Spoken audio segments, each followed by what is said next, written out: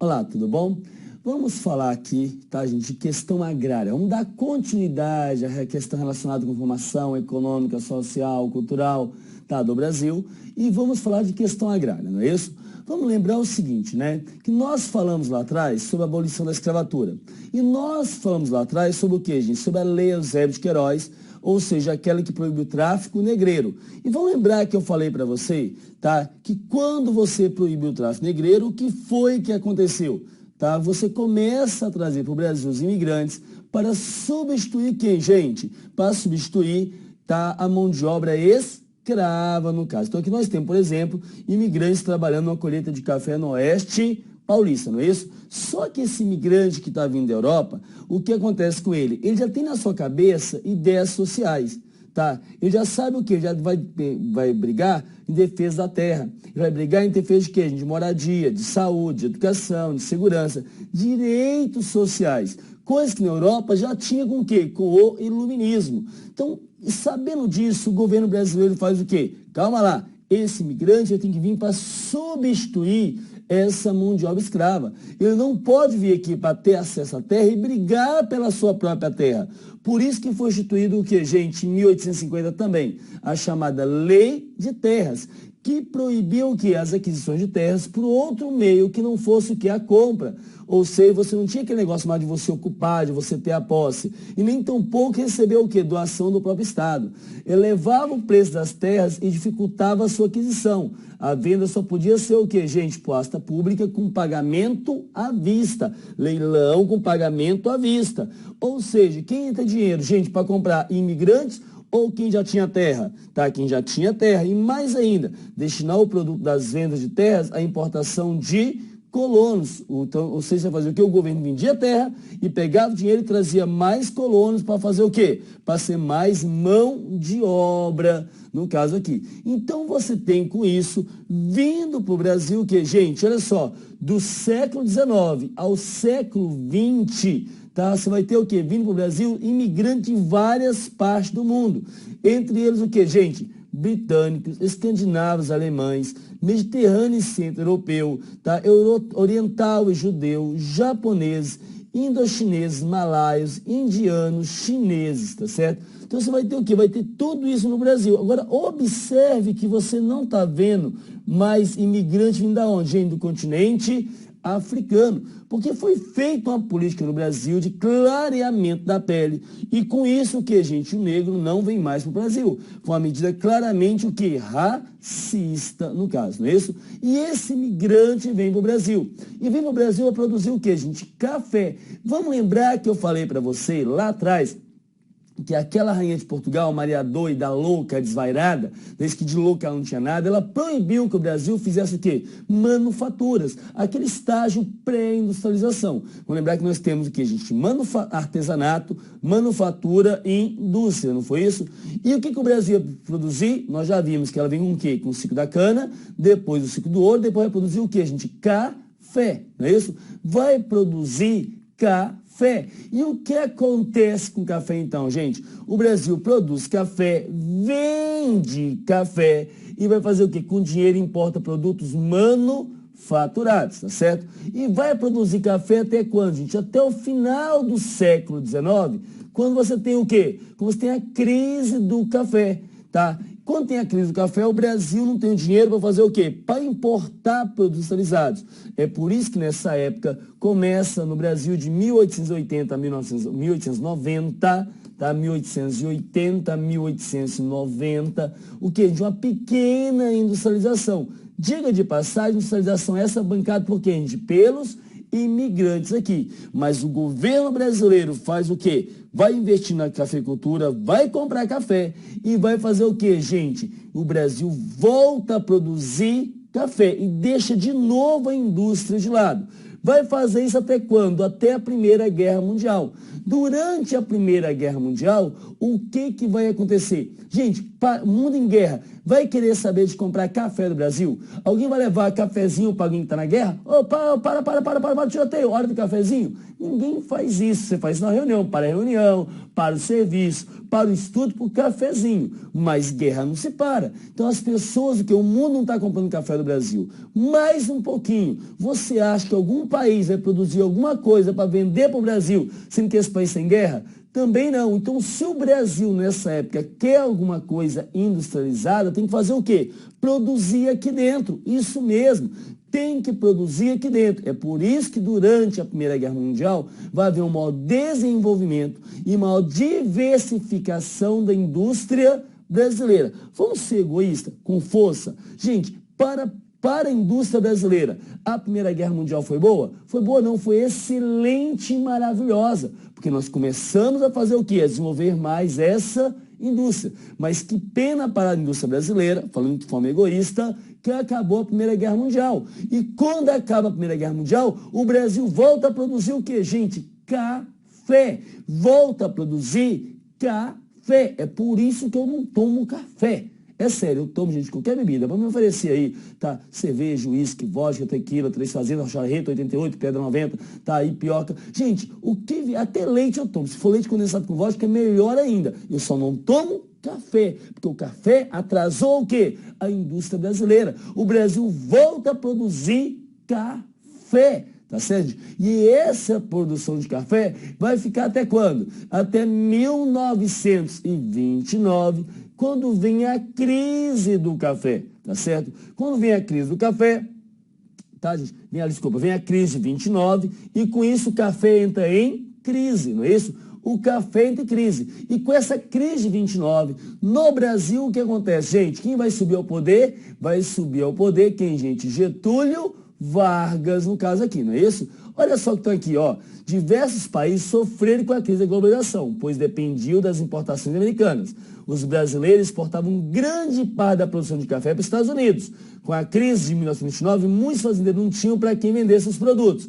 Ou seja, e nessa época, da crise, o café era o principal produto brasileiro. Movimentava grande parte da nossa economia. Então, a crise de 29 vai afetar o que, gente? Em cheio a produção de café no Brasil. Vai afetar em cheio o que, gente? A nossa economia. É por isso que essa crise leva quem ao poder, gente? Getúlio Vargas, que sobe ao poder para fazer o quê? Para acabar com a política café com leite, que é aquela política de alternância entre quem? O poder entre Minas e São Paulo. Ora Minas, ora São Paulo aí no caso, não é isso? Então, beleza, Getúlio Vargas vai subir para quê, gente?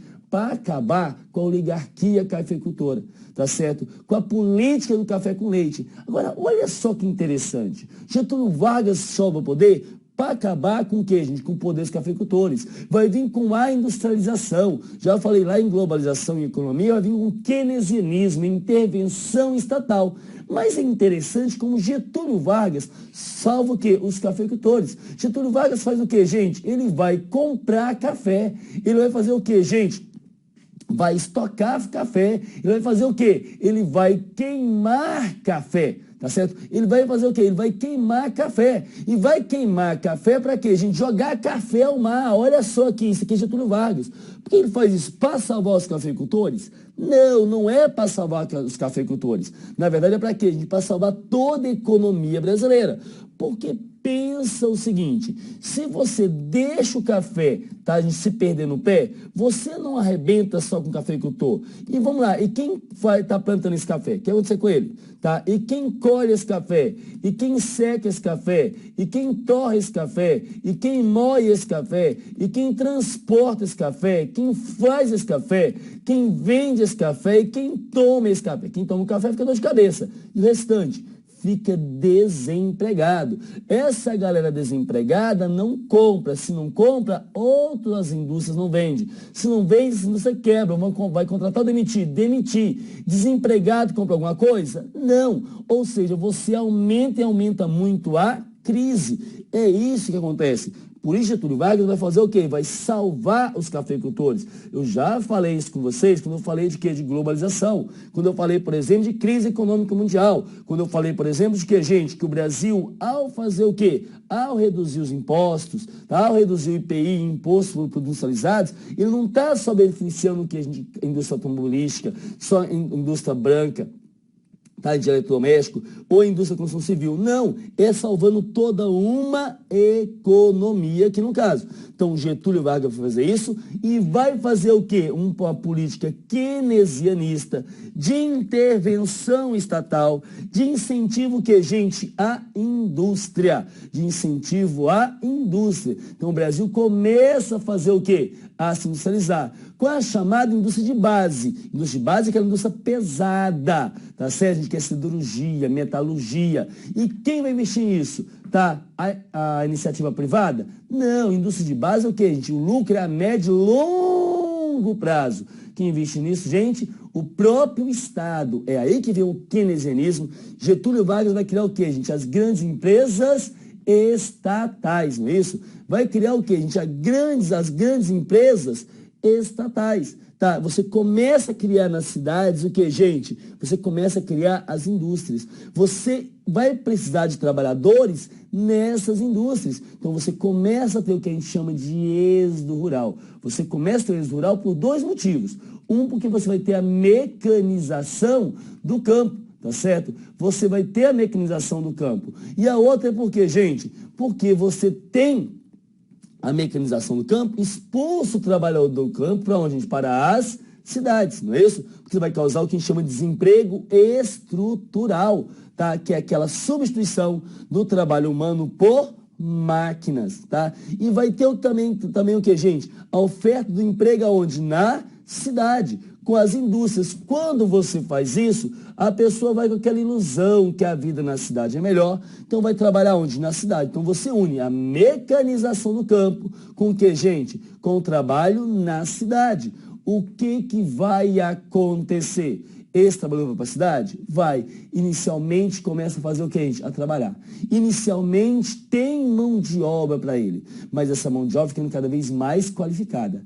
Aliado a isso, você tem o quê? Aquelas pessoas que não se adaptam à cidade, porque ela realmente gosta onde? Gosta do campo, não é isso? Ela gosta do campo, tá? E aí ela acaba ficando o quê? Jogada nas cidades. Essa charge, eu acho ela fantástica. Olha só, é a mesma cena em situação diferente. Aqui estão plantando e colhendo. Aqui estão apenas colhendo latinha para fazer o quê? Para tentar uma reciclagem.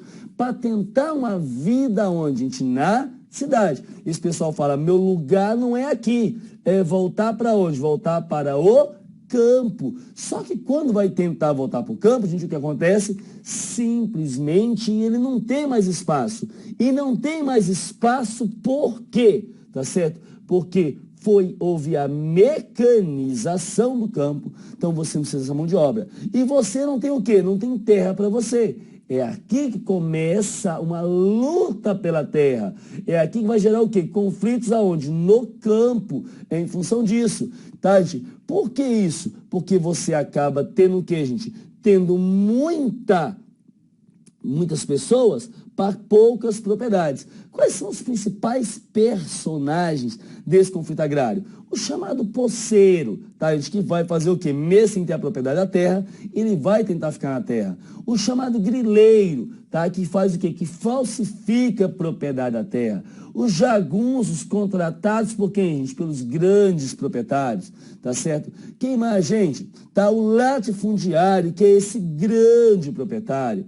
Tem mais quem, gente? Tem ainda, tá, o índio, porque ele também é expulso da terra. E essa situação toda vem em função de quê, gente? De ter muita terra para pouca gente. Ou seja, é o latifúndio, tá certo? E você tem muita gente para pouca terra, tá certo? Você tem a mecanização e exclusão do camponês do campo. Sem falar o quê? Da falta de oportunidade na cidade para essas pessoas que não têm qualificação. E essas pessoas que não têm qualificação vai fazer o quê? Vai tentar voltar para o campo. Qual é o problema? Ele não tem mais espaço no campo. E não tem espaço no campo por quê?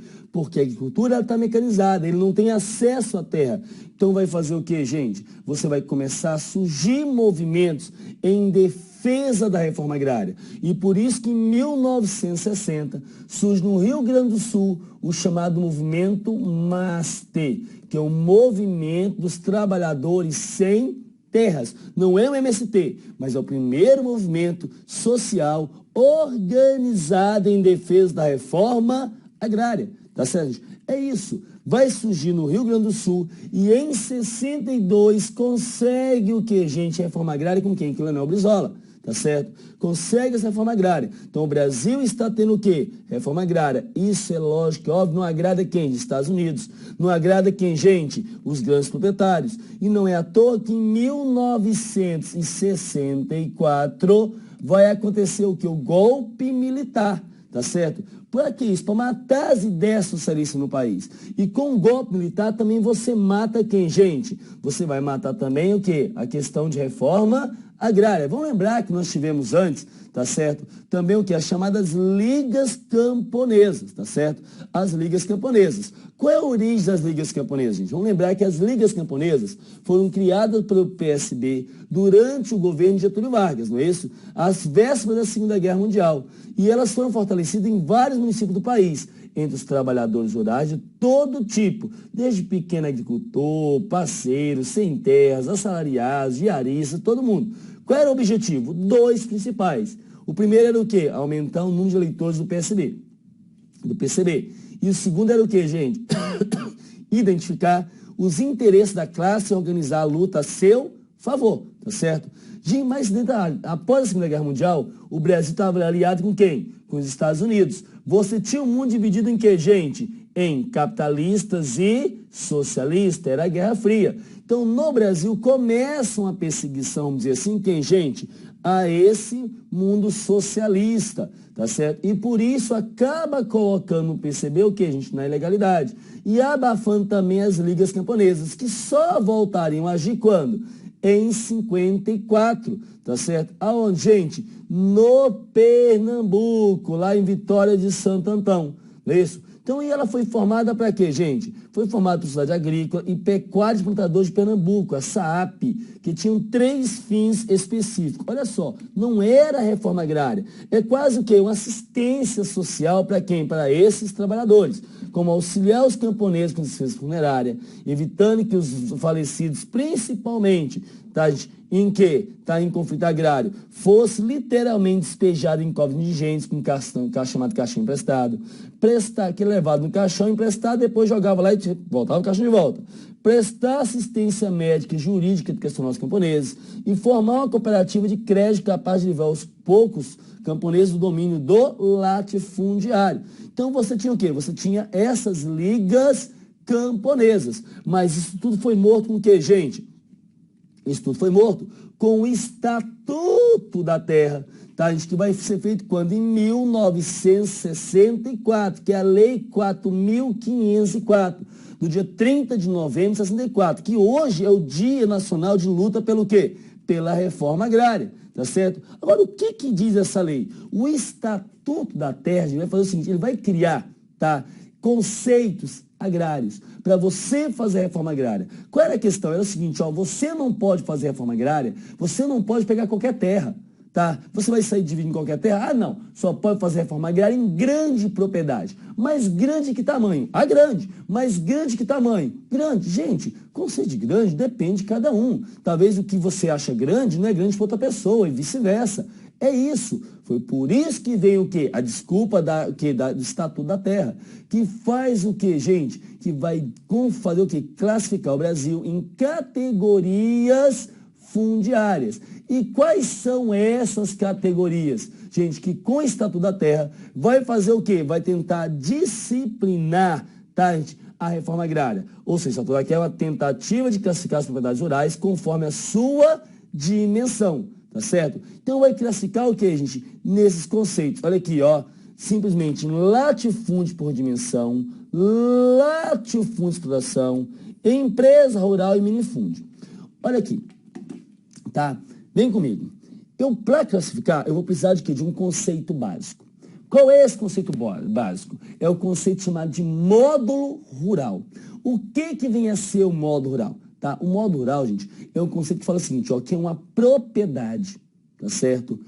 Explorada pelo agricultor e sua família, lhe explorando toda a mão de obra disponível, tá certo? Lhes renda o suficiente para quê? Para viver e ter progresso social, tá certo? Isso é o módulo rural. Só que o módulo rural, ele vai variar de região para região. Por que isso? Vamos supor, no sul do país, o modo rural é pequenininho. Porque o quê, gente? Está perto do centro consumidor. A terra é mais fértil, uma terra roxa, tá certo? Uma terra preta. Já na região norte, o modo rural tem que ser maior. Está mais distante do centro consumidor.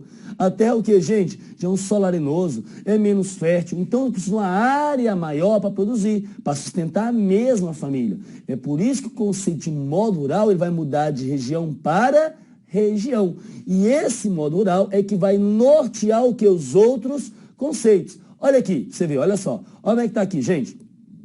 Tá lá, o Estatuto da Terra classifica a estrutura agrária, tendo como ponto norteador o módulo rural. Propriedade que é explorada pelo proprietário e sua família, absorvendo toda a mão de obra, eles garantem a subsistência e também progresso social. Em função disso, dividiu as outras. Aqui, latifúndio por dimensão. É uma propriedade agrária 600 vezes superior ao modo rural da região. Tá certo? E latifúndio de exploração. É um imóvel rural inexplorado, que possui até 600 vezes o tamanho do modo rural da região. Tá certo? Gente, e o quê? E a empresa rural? É um modo rural com até 600 vezes o modo rural da região. Só tem um detalhe, qual? Ele é explorado. A grande diferença aqui é o quê, gente? É a exploração. Gente, concorda comigo? Se o modo rural é a menor área que é explorada pelo agricultor e sua família, lhe rende o suficiente para viver e ter progresso social, concorda comigo que não deveria ter propriedades menor que o modo rural? Mas tem quem? Os minifúndios, que são propriedades rural menor que o módulo rural da região, que são os mais numerosos no país, mas abarca o que, gente? Pouca quantidade de terras. Então tá aqui um resumo esquemático para você. Aqui, ó, minifúndio, imóvel explorado inferior a um modo rural e abastece principalmente que é o mercado interno, chamado o quê? De produção de pobre. Latifúndio, ele pode ser o quê? Por dois tipos diferentes. Tá lá, latifúndio por dimensão, imóvel superior a 600 vezes o modo rural, sendo de enormes propriedades agroindustriais, tá? E abastece, tá, gente, o mercado externo, tá? Então, ou seja, gente, para exportação e por exploração, imóvel com mais de e menos de 600 vezes o modo rural, sendo inexplorável, ou seja, com até 600 vezes improdutivo e especulativo. Lembrar que esse termo improdutivo ele é incorreto, na verdade o correto é falar terra ociosa. E a empresa rural é o imóvel com até 600 vezes o modo rural, mas que faz o que, gente? Que é explorado e abastece a agroindústria, que vai fazer o que, gente? Que vai realmente ser produtivo. Só tem um problema, qual? Esse conceito, ele não traduz mais a realidade de hoje. Por que isso, gente? Porque você pega a região norte, por exemplo, é grande demais. Então você pode ter bem aqui num canto um modo rural desse tamanho e aqui desse tamanhozinho. E aí fica o quê, gente? Não vai ter essa paridade aqui. Por isso criaram um conceito de módulo fiscal. O que é o módulo fiscal? Falando de forma resumida. Módulo fiscal é o que, gente? É você tirar uma média dos módulos rurais da região e aí você tem um módulo fiscal. Foi uma lei instituída, gente, em 1993, que é a Lei 8.629, tá certo? Então tá lá, ó, utilizando com base o módulo rural, a Lei 8.629, sancionada em 93, definiu que classificou os imóveis rurais segundo a sua dimensão. Passaria a ser realizada com base no módulo fiscal. Conceito esse derivado do modo rural. Ó, aquilo que eu falei para vocês, trata-se na realidade do modo rural médio do município a ser classificado. E esse modo rural, esse módulo fiscal, ele pode variar de 5 a 110 hectares pelo país. E aí classificou assim, ó, em minifúndio, pequena propriedade, média propriedade, grande propriedade. O minifúndio, imóvel rural menor que o módulo fiscal. Tá certo? Estipulado por respectivo município, não é isso? Já a pequena propriedade, imóvel rural, que tem a sua área entre 1 e 4 módulos fiscais. Menor que o módulo fiscal é o que, gente? É minifúndio.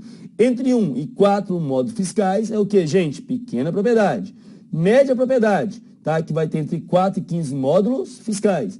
E grande propriedade, que vai ser o que, gente? De 15 ou mais módulos fiscais aqui. Lembrando que o módulo fiscal, ele varia de 5 a 110 hectares. E para quem não sabe, 1 hectare equivale o que, gente? A 10 mil metros quadrados, o que popularmente nós chamamos de quê? De um campo de futebol, no caso aqui. Beleza aí? Então nós falamos o quê? Da base da questão agrária. Tá, criaram o conceito, turma, criaram o conceito. Mas eu pergunto para você, fizeram reforma agrária? Não, não fizeram reforma agrária. Por isso que junto com a redemocratização, vem o quê? Vem as lutas pela terra. E é por isso que em 84, 85 vai surgir quem, gente? Vai surgir o MST, o Movimento dos Trabalhadores Rurais Sem Terras, comumente apenas chamado de quê? De MST, tá? E você pode gostar ou não. Hoje o MST é o maior movimento social organizado desse país, tá certo? Organizado sim, de norte a sul, de leste a oeste. Organizado sim, simplesmente são mais de 1,5 milhão de que, gente? De integrantes de quem? Do MST, é isso mesmo. E eles estão organizados, tá, gente? Em mais de 23 estados e o Distrito Federal. Envolve mais de 1,5 milhão de pessoas, sendo 300 mil famílias sentadas e mais de 600 mil que ainda vivem em acampamentos. No ano de 2001, teve-se a quantidade de 585 acampamentos, nos quais participavam 75 mil famílias.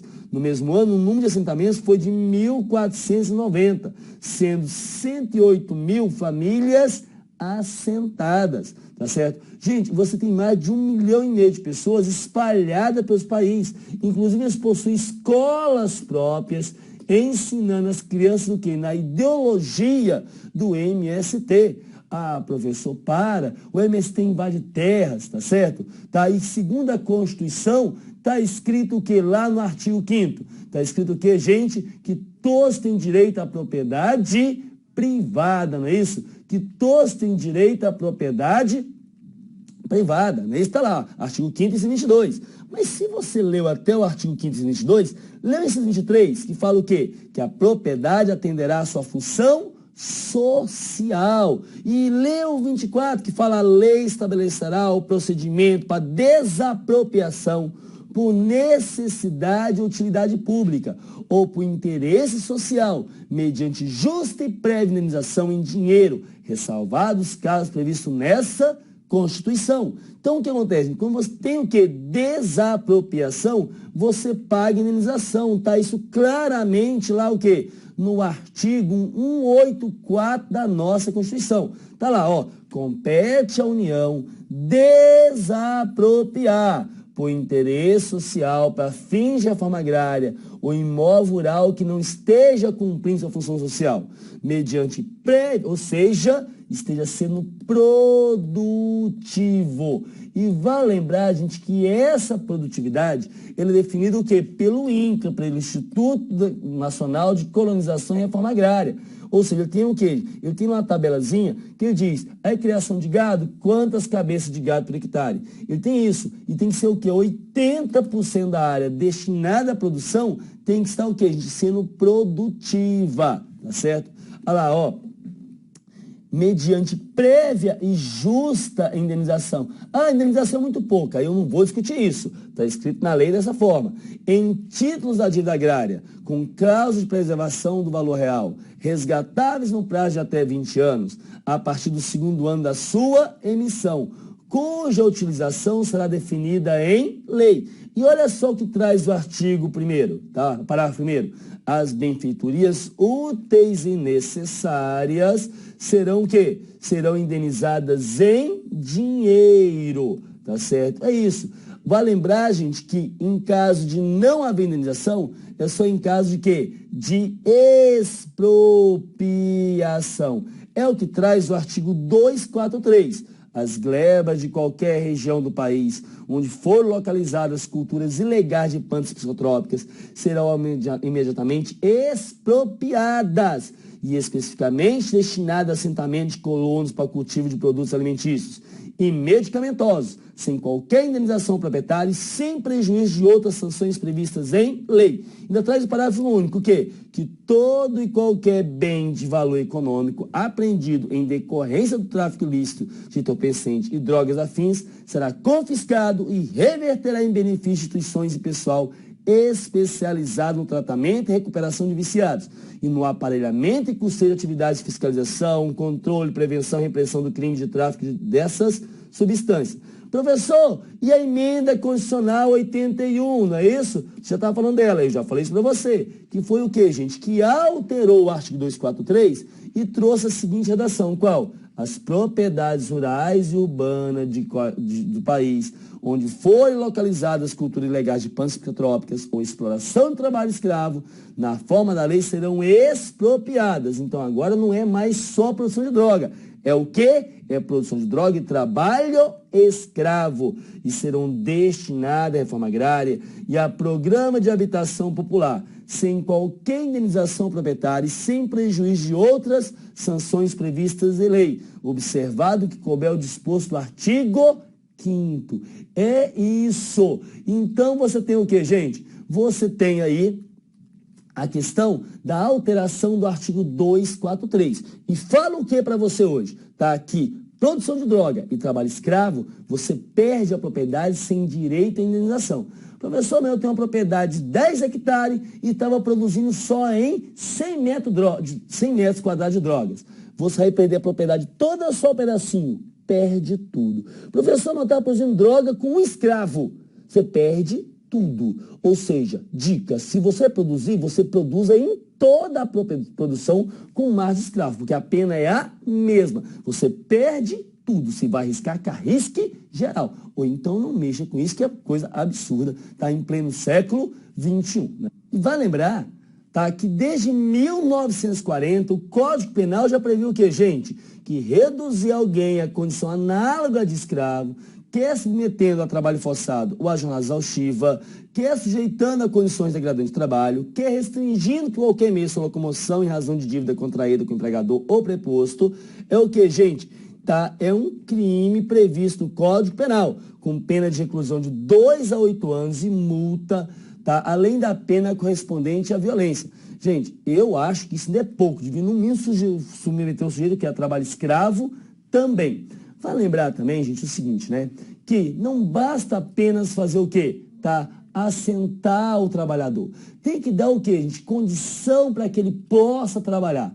Para isso foi criado o quê? Programas específicos. Como, por exemplo, o quê? O PENAT e o PRONATE. O que é o PENATE? Tá, gente? O PENATE é a Política Nacional de Assistência Técnica e Extensão Rural para a Agricultura Familiar e Reforma Agrária.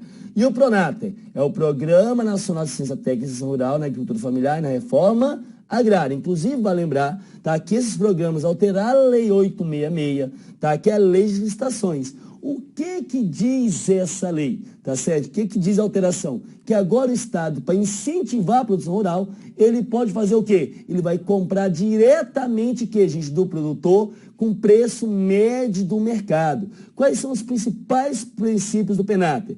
Desenvolvimento rural com equidade, o que, gente? Desenvolvimento sustentável. É isso. Ele é gratuito, tá certo? É de forma participativa, tá? Adota os princípios da agricultura da base ecológica, equidade das relações de gênero, raça e etnia, tá? E contribuição para a segurança e soberania alimentar e nutricional. Os objetivos do PENAT, olha aqui, promover o desenvolvimento rural sustentável, é sempre repetindo isso, tá? Aumentar a produção e qualidade de produtos, tá? Promover a melhoria da qualidade de vida, tá? Desenvolver as ações voltadas ao uso de manejo, proteção, conservação e recuperação de recursos naturais, construir sistemas de produção sustentáveis aqui, não é isso? E quais são os principais beneficiários, gente? São os assentados da reforma agrária, os povos indígenas, os remanescentes de quilombos e os demais povos e comunidades tradicionais. E no termo da Lei 11.326, que gente os agricultores familiares ou empreendimentos familiares rurais, os silvicultores, aquicultores, extrativistas e pescadores, bem como os beneficiários de programas de colonização e irrigação enquadrados no limite daquela lei. Tá? Então você tem o quê? Você tem essas ações aí do programa, no caso, beleza? Então, nós falamos o quê, gente? Da questão agrária desse país. Nós vamos fazer um intervalozinho e na volta vamos falar de quê? Vamos falar de urbanização, tá certo? Vamos falar de quê, gente? De urbanização. Mas isso é já já, depois do intervalo. Vamos lá e volto já já, beleza?